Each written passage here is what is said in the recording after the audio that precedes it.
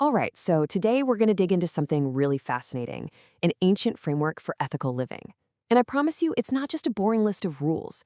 It's more like a detailed blueprint for really transforming our own minds and our actions. Okay, let's dive right in.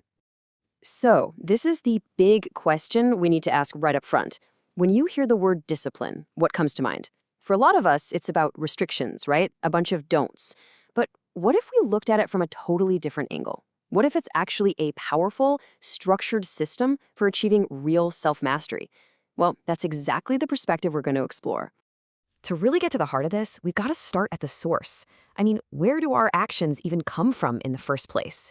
The source material calls this core idea Lu Yi, or discipline, and it all begins right up here, in the mind.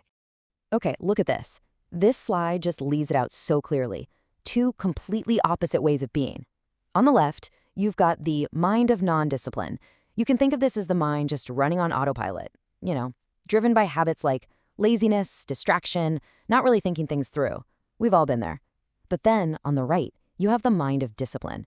And this is about the active cultivation of the good stuff: faith, diligence, mindfulness. The key takeaway here is that this isn't about some outside force telling you what to do. It's about building an internal state that just naturally leads to more wholesome actions. And that's the absolute crucial point right there. It's an active process. It's about making a conscious choice again and again. It's a real commitment to steer your own ship in a direction you've deliberately picked, instead of just getting pulled along by every impulse or old habit. All right, so that all sounds great in theory, but how do you actually get started? Where's the on-ramp for this journey? Well, what's so cool about this framework is that it lays out a super clear, practical path for how to begin, and maybe even more importantly, how to stay on track. And this process is just brilliantly laid out here. It all starts with something simple but so powerful: intention. That clear decision. Okay, I'm going to do this. From there, you make a formal commitment. Step 3, protection. That's the day-to-day work, right? Being mindful, guarding that commitment.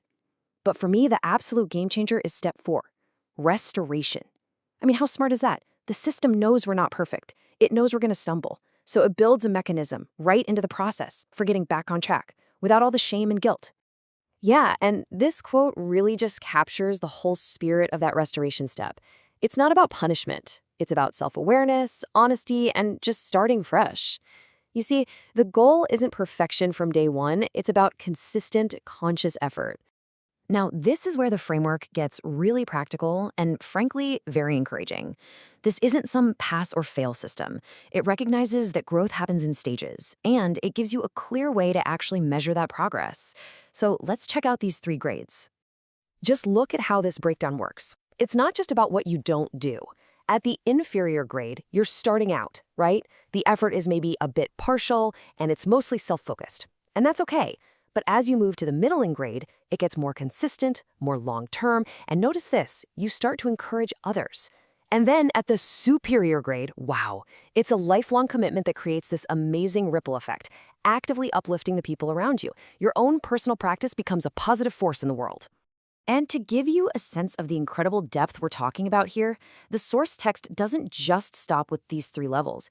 It actually lays out 100 specific practices that fall into this system. I mean, think about that. This isn't some vague philosophy. It's an incredibly detailed operational manual for self-development. So, where does all this lead? What's the end game? Well, this whole path of intention, practice, and graded growth, it all culminates in a final stage, a state of really profound mental purity and clarity. This right here is the ultimate goal: pure discipline. And the shift here is crucial. We're moving way beyond just managing our external actions. Now, the work is happening at a much, much deeper level. We're dealing directly with the seeds, those deep-seated tendencies in our own minds. This is where real, lasting transformation happens. And the system outlines 2 ways to get to this purity. The first is through concentration, deep meditation. With this, you can suppress those negative seeds, creating this incredible calm and stability. It's kind of like holding a beach ball under the water. It takes effort, but you can keep it down. But then there's the second path, through wisdom, through seeing reality clearly. With this path, you don't just suppress the seeds, you completely eradicate them. you pop the beach ball. It's just gone. It's a powerful, powerful distinction between control and true liberation.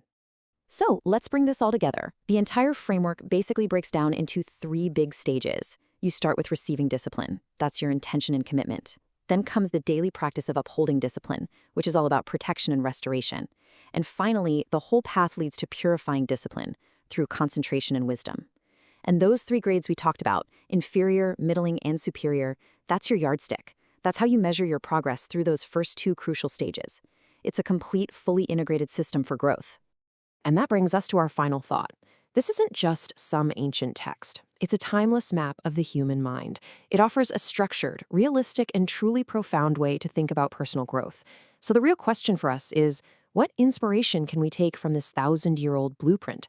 How can we apply this logic of intention, of graded practice, of restoration and deep inner work to our own efforts at self-improvement, right here and now?